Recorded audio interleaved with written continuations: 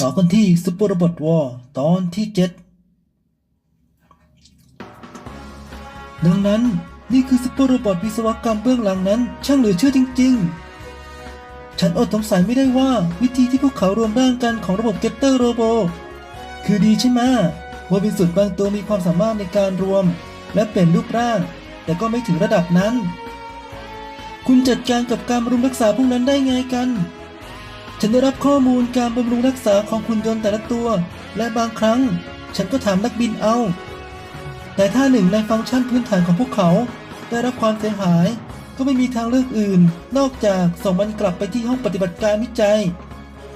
ในคำอื่นๆมันเหมือนกับการจัดการกับแบบจำลองที่ทำขึ้นเองวิธีคิดนี้เป็นสิ่งที่ตรงกันข้ามกับบริษัทเช่นเดียวกับฉันเป็นที่ต้องการเฟรมที่กลับมาใช้ใหม่ได้เนื่องจากง่ายต่อการเปลี่ยนและซ่อมแซมกล่าวอย่างหนึ่งคือก็คล้ายกับกันดั้มนั่นแหละและแม้แต่ในกรณีนั้นก็มีข้อยกเว้นฉันหมายถึงดูนั่นสิใช้นิ่งกันดั้มใช่ฉันเดาว่านั่นก็เป็นกันดั้มเหมือนกันใช่ไหมเอาล่ะการซ่อมบำรุงเสร็จสิ้นแล้ววันนี้โอ้มีปัญหาอะไรหรือโอ้ไม่เราแค่คุยกันแต่เมื่อเธอมาที่นี่ฉันจึงอยากถามคำถามเธอเกี่ยวกับโมบิลไฟเตอร์ส่วนต่อประสาทระหว่างคนกับเครื่องจักรคุณหมายถึงระบบโมบิลทรานใช่ไหมมันดึงข้อมูลการเคลื่อนไหวของนักบินโดยตรงกับเครื่องใช่ไหมตอนนี้เรากำลังผลิตเทคโนโลยีนี้ได้เป็นจำนวนมากมันจะไม่ทำงานจริงระบบโมบิลทรานระบบจะเรียนแบบทุกการเคลื่อนไหวอย่างแม่นยำแต่มันจะไม่เป็นประโยชน์ในการต่อสู้เว้นแต่นักบินจะเป็นผู้เชี่ยวชาญศิลปะการต่อสู้ยังต้องมีการปรับปรุงระบบต่อเนื่องเพื่อให้เข้ากับนิสัยของนักบินในแต่ละคนแต่ละยูนิตที่ผลิตเป็นจำนวนมากจะต้องมีกลไกส่วนตัวของตัวเองมันไม่คุ้มค่าเอามากๆใช่แล้วเกี่ยวกับผลรวมนั้นโดยวิธีการแล้วยูนิตของลาเมียล่ะสิ่งที่ทำให้มันดูแตกต่างจากโมบิลสุดหรือโมบิลไฟเตอร์แต่ฉันจับนิ้วของตัวเองไม่ได้ฉันรู้ว่าเธอหมายถึงอะไรตัวฉันเองก็ไม่ค่อยรู้เรื่องแองเจิลของเธอมากนักที่จริงแล้วการบำรุงรักษาส่วนใหญ่เสร็จสิ้นแล้วโดยลาเมียเองฉันได้ยินมาว่าแองเจิลนี้ถูกสร้างขึ้นโดยพ่อของลาเมียใช่เรื่องราวเกี่ยวกับร้านขายขยะฉันไม่เชื่อว่าจะเป็นความจริงหรอกจริงหรือทำไมล่ะนี่คือโลกที่ห้องปฏิบัติการวิจัยของเอกชนสามารถสร้างหุ่นยนต์ได้เหนือจินตนาการนั่นไม่ใช่สิ่งที่สามารถทำได้ในโคโลนีเว้นแต่พ่อของลาเมียจะเป็นนักวิทยาศาสตร์อัจฉริยะแน่นอนอย่างไรก็ตามเราไม่เคยได้ยินเกี่ยวกับผู้ชายคนนี้เลยเขาน่าจะโด่งดังพอๆกับพ่อของโดมอนศาสตราจารย์คัตหรือแม้กระทั่งพ่อของเธอเองศาสตราจารย์มิคามุระฉันสงสัยว่าฉันควรจะวิเคราะห์แองเจิลดีไหมอาจมีบางสิ่งที่สามารถทำซ้ำได้ในรุ่นกันดั้มต่อไประหว่างที่นั่นฉันคิดว่ามันมีกลไกทำลายตัวเองในบางประเภทพูดอะไรนะทำไมถึงมีของอย่างนั้น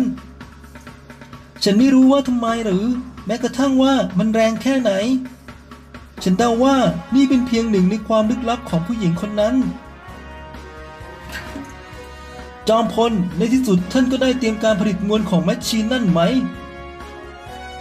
ฉันบอกแกแล้วว่าฉันต้องการเวลามากขึ้นฉันต้องการทำให้มันสมบูรณ์แบบแม้แต่ก็ยังวิธีการเกี่ยวกับนี้ฉันจะให้อย่างอื่นกับแกในเวลานี้แทนมันเป็นสิ่งที่ฉันสร้างขึ้นเมื่อฉันยังเป็นที่รู้จักในนามด็อกเตอร์เฮล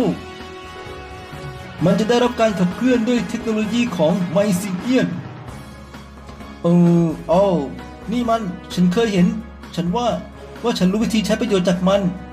ท่านยังสร้างเครื่องจักรที่น่าสนใจนะด็อกเตอร์แต่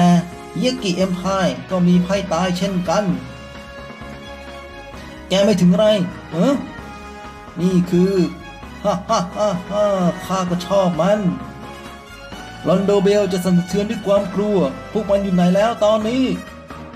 ดูก่อนที่นี่เหมือนมหาสมุทรอินเดียพวกมันจะต้องไปแอฟริกาแน่ๆงั้นข้าจะเอาช้าก่อนข้าจะแสดงให้ท่านเห็นว่าลอนโดเบลไม่คู่ควรกับแคมเบล ดันเจเล่เราทั้งคู่จะเป็นผู้บังคับบัญชาในครั้งนี้ข้าจะไม่ยกโทษให้เจ้าอย่างผิดปกติแน่พวกเราจะอยู่ด้วยกันเหรอเมื่อมันมาแล้วขอจบเรื่องนี้ด้วยเอาล่ะเวลาสำหรับเที่ยวบินครั้งแรกของดรากูน่าไปสอดแนมกันเถอะแหม้ลิสเตอร์ของ D2 มันใหญ่มากดีตราบใดที่มันบินได้ฉันก็ไม่สนหรอกขอให้เที่ยวบินแรกนี้แสดงให้โลกเห็นว่า D3 ของฉันสวยงามเพียงใดคุณไม่สนใจที่จะยกเลิกการลงทะเบียนล่าช้าอีกต่อไปก็นะไม่มีประเด็นที่จะรู้สึกตลอดเวลาอาจจะเพลิดเพลินกับสิ่งที่เราได้รับใช่อาจารย์ผู้สอนเบอร์นิงเรากำลังออกไปดีมากแต่ขอเตือนไว้หน่อยนะนี่เป็นเพียงภารกิจสอดแนมอย่าไปข้างหน้ามากเกินไปเราไม่เคยทำเช่นนั้นเคนวากาบะดรากูน่าวันเทคออฟได้ฉันจะไม่กั้นลมหายใจของฉันแท็บไลท์จับตาคนงี่เง่านั่นแน่นอนครูเคนระวังตัวด้วยแล้วเจอกันนะแน่นอนลินดาแล้วเจอกันชิเคนโชคดีที่มีผู้หญิงน่ารักกำลังมองเขาอยู่ใช่ฉันหวังว่าเราจะมีคนที่ต้องการเราที่ดีที่สุดเหมือนกันแท็บไลท์ทำดีที่สุดแล้วฮะโอ้ที่รักอะไรฉันไม่ดีพอหรือคุณไม่ต้องการใครสักคนที่จะบอกอย่างนี้หรือไงว้าฮ่าฮ่าฮ่าฮ่าขออภัยคุณผู้หญิงมันดูไม่เหมาะกับเธอเลยหากเสียงของเธอมีความหวานเพียงเล็กน้อยดีแล้วล่ะขอทานไม่สามารถเลือกได้นี่ฉันควรตอบกลับยังไงอย่างไรดีหน่วยการบินหรือนั่นเป็นวิธีหนึ่งในการเพิ่มความคล่องตัวฉันไปร่วมกับเขาได้ไหมกัปตันรุสกิทำไมอ่ะฉันไม่อยากอยู่เฉยๆฉันอยากสนใจบางสิ่งยอมแพ้ต่อเธอริซากิเธอเป็นบราเมียนนะมันเป็นความจริงเธอหน้าโนอินคุณอยากให้เขาเร่ร่อนไปรอบๆหรือปล่อยเขาไปเถอะได้โปรดฉันไม่รู้ไม่น่ามีปัญหาอะไรฉันคิดว่าร้อยตีอามาดะก็น่าจะเป็นเช่นกันฉันคิดว่าเขาน่าจะพาพวกเขามาอยู่ด้วยกันได้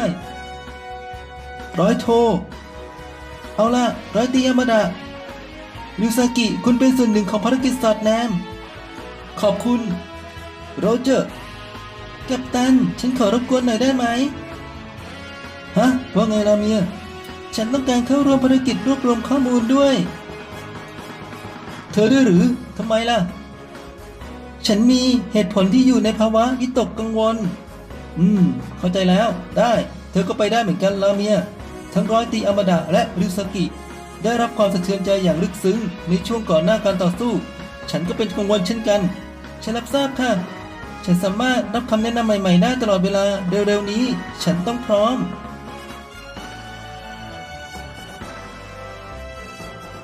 GP02 จะมาถึงในไม่ช้า HLY พร้อมเปิดตัวแล้วหรือยังครับท่านพร้อมเปิดตัวทันทียานพาหนะยกหนักใครจะไปคิดว่าเราจะพบการใช้งานสำหรับจรวดปล่อยตัวสู่วงโคจรจากศตวรรษที่แล้วลอร์ดจีเนียสท่านวางแผนที่จะเปิดตัวแอปสลัดยูนิตที่ท่านอวดอ้างอย่างนั้นหรือใช่แม้ว่ามันจะยังไม่สมบูรณ์ก็ตามต้นแบบยังคงสามารถใช้งานได้เราต้องการทุกสิ่งที่เราสามารถใช้ได้สหพันธ์จะโจมตีพวกเราอย่างไม่ต้องสงสัยเราต้องทำทุกวิถีทางเพื่อให้ผู้บังคับการร้อยโทกาโต้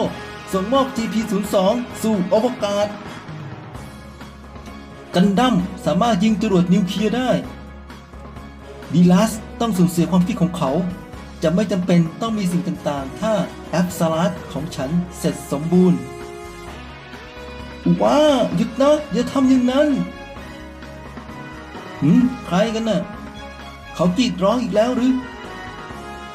ฉันจับเขามาคิดว่าเราอ่านได้ข้อมูลบางอย่างเกี่ยวกับสหพันธ์แต่เขาไม่บอกเลยทำให้เขาหุบปากสิครับท่าน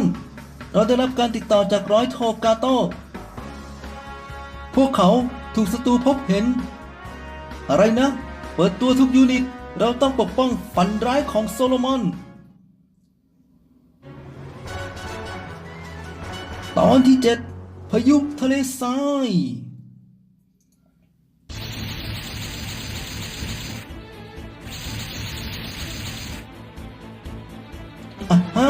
เขาอยู่นั่นโชคดีพวกเขายังยึดฐานของพวกเขาอยู่นั่นโมบินาเมอร์กันดั้มนั่นเป็นชิโร่แน่พวกเขาตามเรามาไปผู้บัญชาการร้อยโทเราจะระงับพวกเขาสักระยะหนึ่งขอบคุณไม่หยุดอย่าอามุโรไม่นั่นไม่ใช่เขาแต่แล้วเป็นใครกันมีเรื่องอะไรหรือเปล่ากัปตันไม่มีอะไรเอาล่ะฟังนะวัตถุประสงค์ของเราคือส่งกันดั้ม TP02 สู่อวกาศให้กองทหารรักษาการจัดการกับศัตรูเราต้องรีบกลับไปที่ฐานโรเจอร์ได้เลยปกติแล้วฉันจะไม่แสดงให้ศัตรูเห็นแต่นี่ก็เช่นกันเพื่อประโยชน์ในการดำเนินการของเราเราต้องอนุญาตให้ผู้บังคับการร้อยโทกาโต้และคนอื่นๆไปที่ฐานคิมเบอรี่ไม่ว่าจะเกิดอะไรขึ้นก็ตามดูเหมือนพวกเขาจะมีปาร์ตี้ต้อนรับเราปล่อยให้ GP02 ไปถึงฐานนั้นไม่ได้พวกนั้นต้องหมดหวังหากพวกนั้นส่งกำลังส่งยูนิตจำนวนมากฉันติดต่ออากาม่าพวกเขาควรมาที่นี่ในเวลาไม่กี่นาทีงั้นเอาไงดีท่านหัวหน้าทีมเราต้องยื้อ GP02 ไว้จนกว่าอากาม่าจะมาถึงและฟังนะโอ้คุณคิดกลยุทธ์มาแล้วเหรอห้ามตายเด็ดขาดคุณต้องกลับมาเป็นนั่นคือคำสั่งร้อยโทอามาดาเขาไม่ให้กลยุทธ์ที่เป็นรูปธรรมแก่เราเพียงขอให้เราอย่าตายนั่นเป็นคำสั่งได้ยังไงแต่ถึงยังไงมันก็ไม่ได้แย่ขนาดนั้นทำไมฉันรู้สึกแบบนี้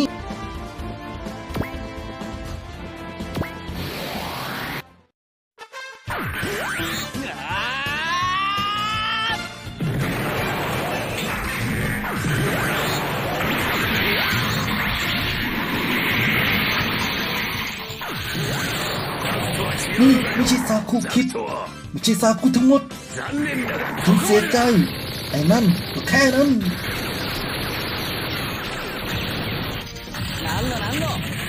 นี่คืออะไรฉันจะแสดงให้แกเห็นถึงประสิทธิภาพที่แท้จริงฉันจะส่องแก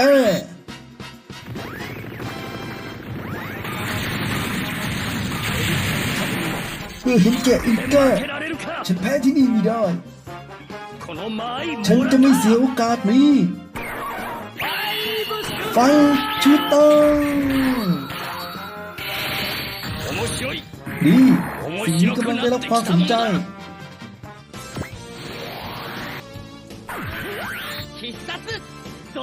สเปเชียลแอทแทครากนากิลตินสตอมเอ้ยเช่ฉันเกลียดการพูดอะไรแบบนี้แต่ว่าแกจะได้เห็นดีในครั้งถัดไปนี่แน่แกไม่พลาดถ้าเป็นอุบัติเหตุมันจะเป็นต้องอายคุณก็มีได้แท้จริงแล้วความใกล้ชิดของคุณอยู่ใกล้เกินไประยะกลางจากนั้นฉันจะใช้อันนี้ไอ้กันนี่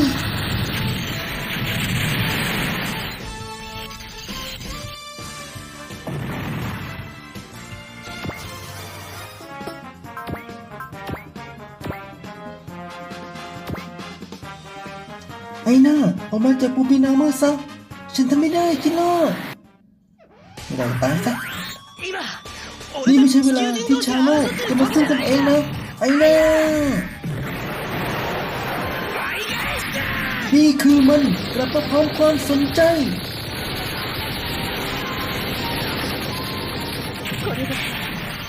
นี่คือเอาล่ะพี่ชายชิโร่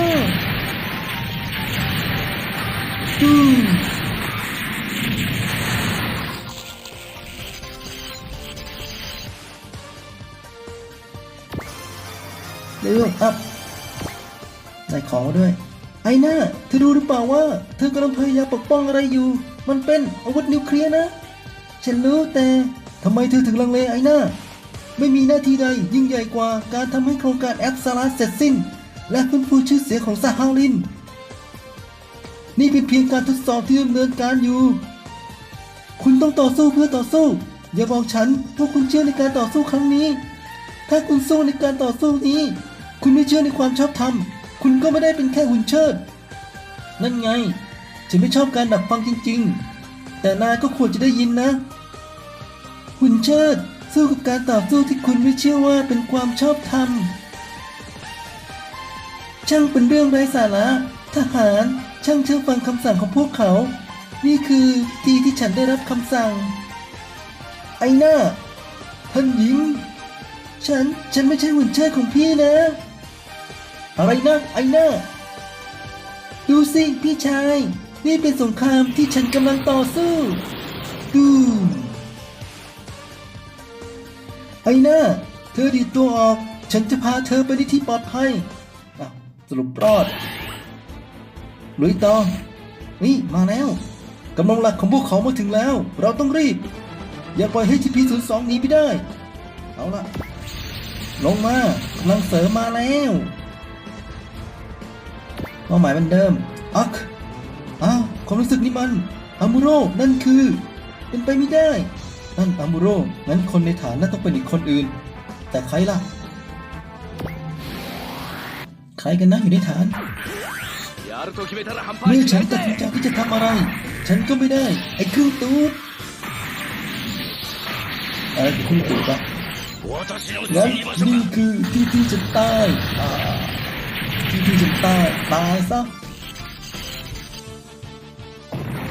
ตูม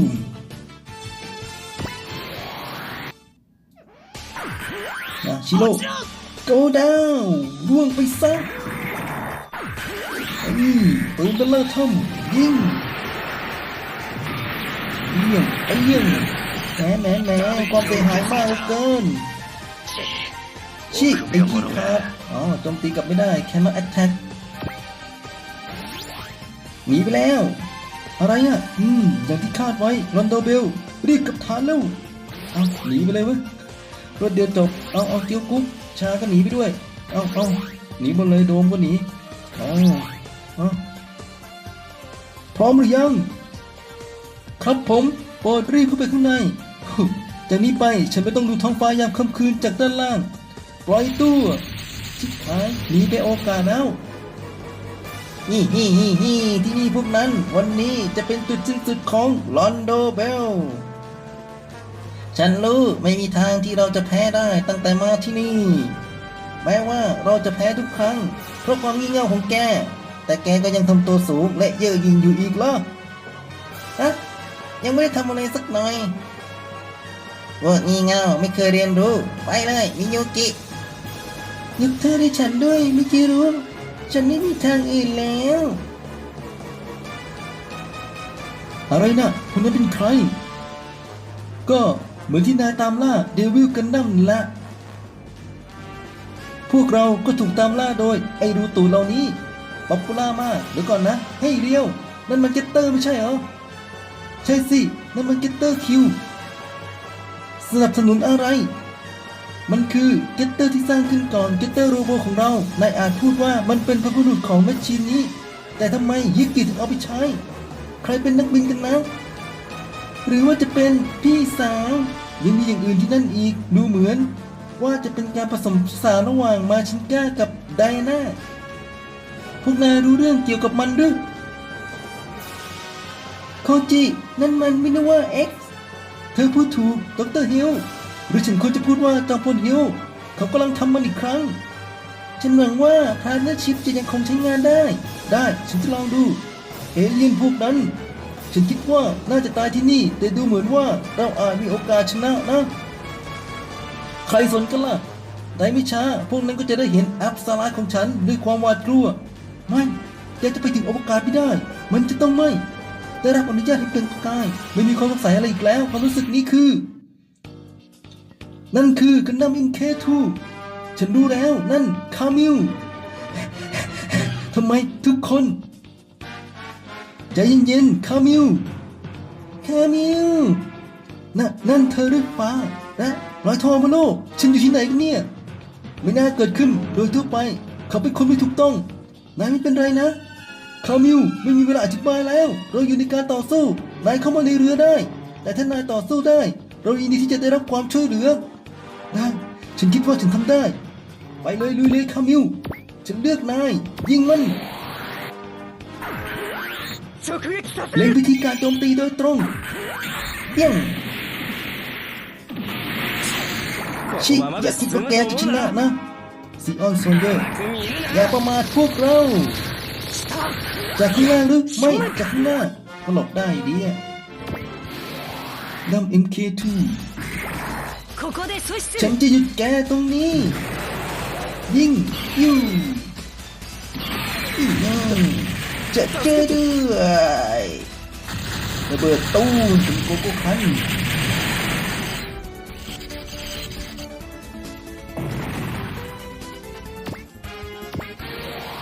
นะเลโคฉันจะไม่ปล่อยแกแน่ดาโคฟันมัน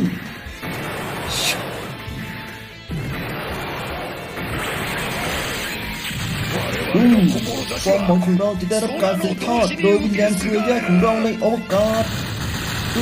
อิสเตอร์หาไปซะ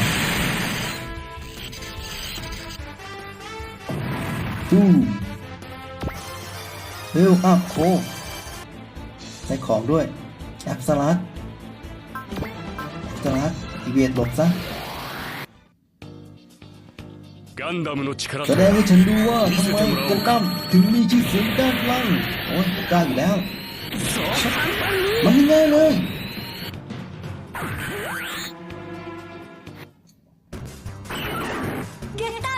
ฉันจะสามารถทำได้ด้วยพลังของเกตเตอร์โรโบฉันไม่สนใจกับความเสียหายเล็กน้อยอย่าปล่อยให้เขายิงพันธมิตรของเราตามนั้นไม่มีความเสียหายอะไรที่สำคัญไปเลยมาชินก้าเซตฉันเลือกนายใจแอนสวิงร็อกเก็ตตะคองจิ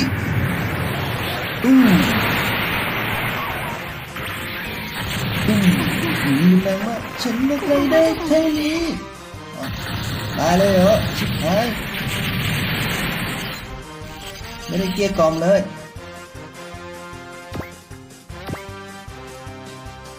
ช่วยเธอได้ฉันด้วยพ่อไม่นะมิยุกิเอาโคติฆ่ามิยุกิไปแล้วฉันจะไม่ยอมเสียโอกาสนี้ทัตุยะดับเบิลบิซาโตยุรมคู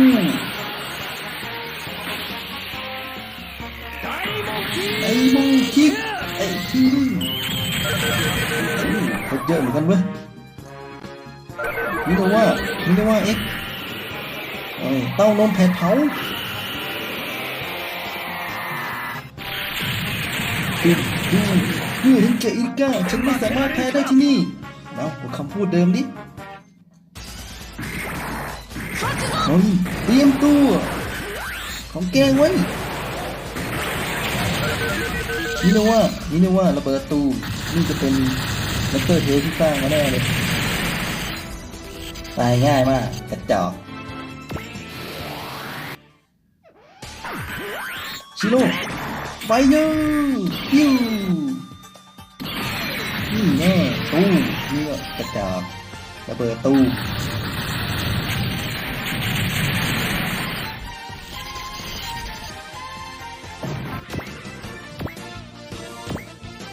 คุยก่อนจอมพลแห่งความมืดแกเร็วจริงๆแกกล้าใช้มินิว่าเอ็กได้ไงข้ากล้าทำมากกว่านี้อีกมาเผชิญหน้ากันฉันจะกำจัดอาณาจักรไมซิเนียนไอออนคัตเตอร์อะไรหรือนานี่เชี่ยหลบได้อาบุโตโคจิสถานที่นี้จะเป็นหลุมฝังศพของแกอาปากปล่อยมิสไซล์ตุ้มแกจะไม่เสียใจถ้าฉันเอาจริงจอมพลแห่งความมืด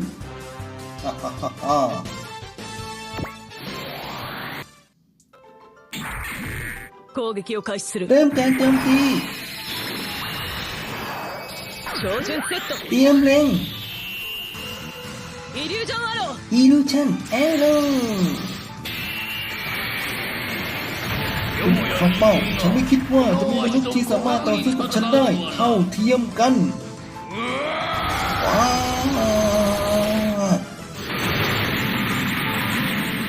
ตุ้ม 証拠を持っていか เดี๋ れ ยว たか จะเจาะเกราะ 援護する ฉันแบ็กอัพเอง ここで阻止する ฉันจะหยุดแกตรงนี้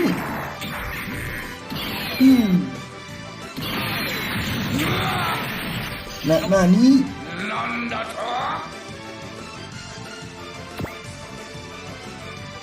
เฮ้ยลันโดเบลข้าจะไม่ปล่อยให้ความขุ่นเคืองนี้ จนกว่าจะล้มล้างแกได้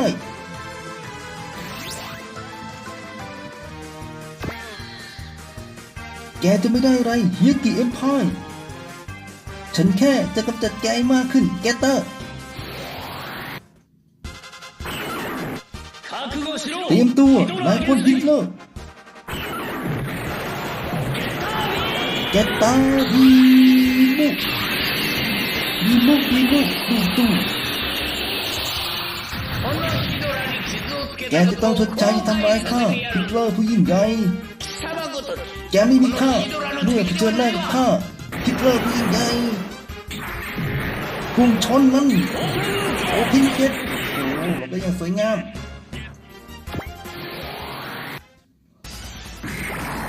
ここで阻止す ฉัน る จะหยุดแกตรงนี้ปิ้วแกจะต้องชดใช้ที่มาทำร้ายข้าฮิตเลอร์ผู้ยิ่งใหญ่พูดเหมือนเดิมเลยเว้ยจีเน่ตายครับ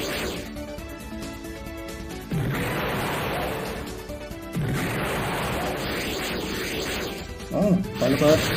ตุ้มไม่มีอะไรไม่มีประโยชน์ลบได้ติดจอบเร็วอัพด้วยเกิดขึ้นแล้วล่าถอยหนีอีกตัวดราก้อนนะ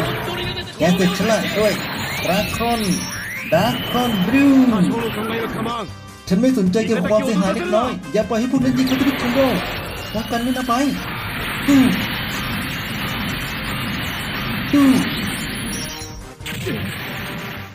ไม่ความเสียหายสิไปเลยมาชิงกาเซตใจแอนทวินร็อกเก็ตตัวพันจี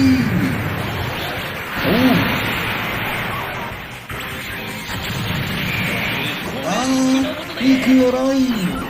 ลด 5,000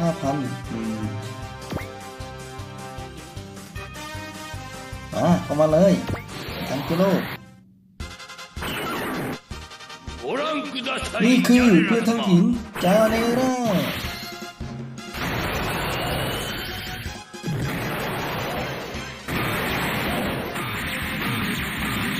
ตับชับเพื่อนว่าอย่าตกใจมุซาชิมันไม่เดินตรงๆโทษทีฮาเจโตะมุซาชิ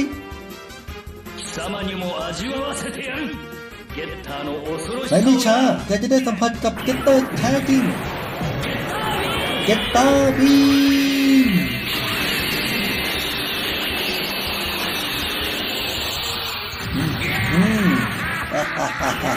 อย่าทำให้หัวเราะสิคิดที่เคลื่อนนี่นะอย่าทำให้หัวเราะไอ้บ้า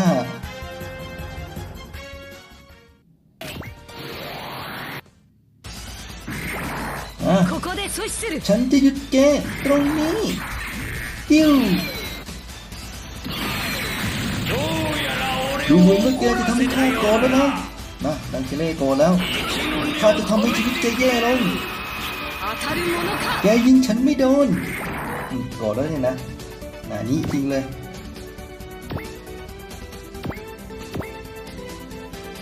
อะไรกัน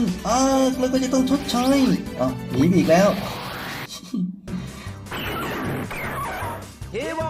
มาชิงกาและฉัน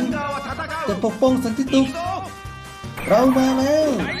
ใจแอนสวิงร็อกเก็ตอัน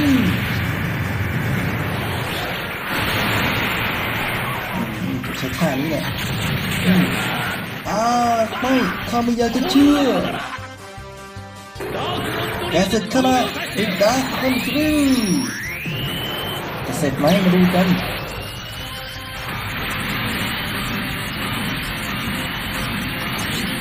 ก็แค่นี้นะแกทำมันแล้วพ่องตาย หนีอีกตัวฉันพ่ายอีกแล้วเอ้ยลันโดเบลลาถอยก็เหลือแอปสลั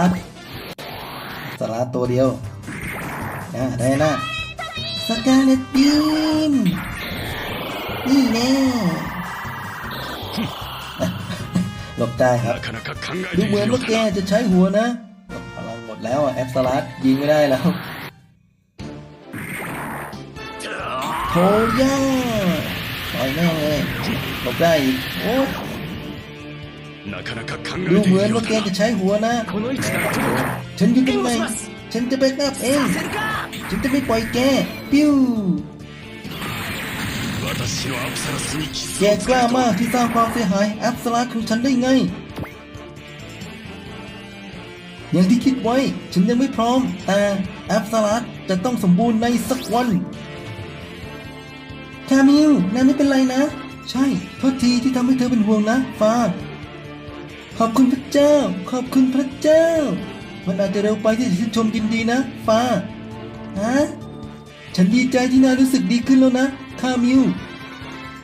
อย่างไรก็ตามนั่นหมายความว่านายจะพบว่าตัวเองอยู่ในสนามรบอีกครั้ง ไม่จะเป็นฟังนะ เรากำลังไล่ล่า TP02 อยู่คามิลฉันจะไม่บังคับให้นายอยู่ต่อนายมีอิสระออกไปและฟ้าจะไปกับนายได้ หลังจากที่นายผ่านอะไรมามากแล้ว นายควรได้รับชีวิตที่เงียบสงบเงียบและหากมีสิ่งใดเกิดขึ้นพรีเวนเตอร์จะคอยช่วยนายเองไม่จะเป็นหรอกฉันจะไปกับคุณ ฉันจะสู้คามิลจะสู้เว้ย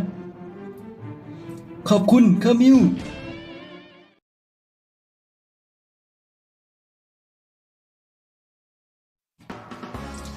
เราได้ค้นหาพวกเขาแล้ว แต่น่าเสียดายที่มันไม่ได้ประโยชน์อะไรเลย เป็นไปได้ว่าพวกเขาวางแผนที่จะละทิ้งมันตั้งแต่ต้น พวกเขาวางแผนทุกอย่างจริงๆเหรอกาเอาพวกเขาต้องรู้จักนิวเคลียร์กันดั้มมานานแล้ว แผนการหลบหนีของพวกเขาแยบยลมาก แต่อย่างไร เราไม่พบเบาะแสในแผนการของพวกเขา เราจัดการเพื่อให้ได้ต้นแบบของซากุ แต่ฉันไม่รู้ว่ามันจะมีประโยชน์หรือเปล่า มีประโยชน์หรือเปล่า เราไม่มีบริสุทธิ์มากมายนัก มันไม่น่าเจ็บปวดเท่านี้แล้ว ถ้าเราจะหยุด GP02 เราจะต้องไปอวกาศ ใช่ แต่แล้วนาเดชิโกะล่ะ พวกเขาต้องซ่อนตัวอยู่ที่ไหนสักแห่ง ไม่มีรายงานว่าเรือของพวกเขาออกนอกโลก แต่เราไม่เคยหามันเจอเลย ไม่มีอะไรเลยเหรอ ทั้งสหพันธ์และพรีเวนเตอร์ พักร้อนกันยังไง รัฐมนตรีมิวาจะมาแล้ว เราจะทิ้งรายละเอียดไว้ภายหลัง มิวาใกล้จะมาแล้ว ไม่รู้ว่าเขาจะตอบสนองต่อการปรากฏตัวของไอ้หน้ายังไงจิโร่นายจะรู้ได้ ใครจะรู้ว่าเขาต้องการทำอะไร ฉันรู้จักเขา เขาอาจต้องการทรมานเธอ เพื่อดึงข้อมูลบางอย่าง ทรมาน มันเป็นไปไม่ได้ ไอ้เหี้ยนั่นไม่สนใจจะเคารพสนธิสัญญาแอนตาร์กติก และเขาเป็นรัฐมนตรีกลาโหมโถ่เอ้ย เธอไม่ใช่นักโทษ เธอตัดสินใจออกจากซีออน และเข้าร่วมกับเรา เธอเป็นสหายของเราแล้ว ยังไงฉันก็สงสัยว่าไอ้แก่เฮี้ยนั่นจะเห็นความแตกต่างนะ การให้ความช่วยเหลืออาจทำให้ฉันรู้สึกไม่สบายใจ เธอมีบางอย่างในใจใช่ไหม ฉันขอวิเคราะห์อารมณ์และการจัดการของสกิโมริมิวะอย่างระมัดระวัง ตอนนี้ฉันสามารถจัดการกับเขาได้แล้ว เรายังมีงานอีกมากที่ต้องทำ ทีนี้มาซ่อมเกตเตอร์คิวกัน เกตเตอร์คิวแต่ยังไง ฉันไม่คิดว่ามันจะสามารถกู้คืนได้ น่าเสียดายที่เราไม่สามารถช่วยนักบินได้เช่นกัน เรียว เราจะสู้เพื่อมิยุกิด้วยเช่นกัน นี่คือเครื่องบรรณาการให้เธอ พี่ฉันจะสู้ด้วยเกตเตอร์คิวในที่ของเธอ ได้โปรดเฝ้ามองฉันด้วย เธอคือไอนาสหาริน ฉันรู้ว่ามันยากแต่เรามีคำถามมากมายสำหรับเธอ ฉันจะตอบคำถามให้ดีที่สุด ก่อนอื่นเราจะเป็นต้องรู้ว่าซีออนวางแผนที่จะปล่อยหัวรบนิวเคลียร์เมื่อใด และที่ไหน ฉันขอโทษ ฉันแค่เคยอยู่กับพี่ฉันเท่านั้น และเขาไม่เคยพูดเรื่องนี้เลย ก็ไม่มีอะไรเกี่ยวกับโมบินาเมอร์แอปสลัดไม่แอปสลัดได้รับการพัฒนาโดยพี่ของฉัน ทั้งขั้วความรุ่งเรืองของซีออนและชื่อเสียงวงตระกูล วิธีเดียวที่ฉันจะช่วยพี่ได้ก็คือ เป็นนักบินทดสอบ ไอน่าถ้าเธออยู่กับเรา เธออาจสู้กับพี่ชายของเธอนะ เธอแน่ใจแล้วใช่ไหม ใช่ ฉันตัดสินใจแล้ว ฉันจะไม่สงสัยตัวเองอีกต่อไปซีออนเบสฐานซีออน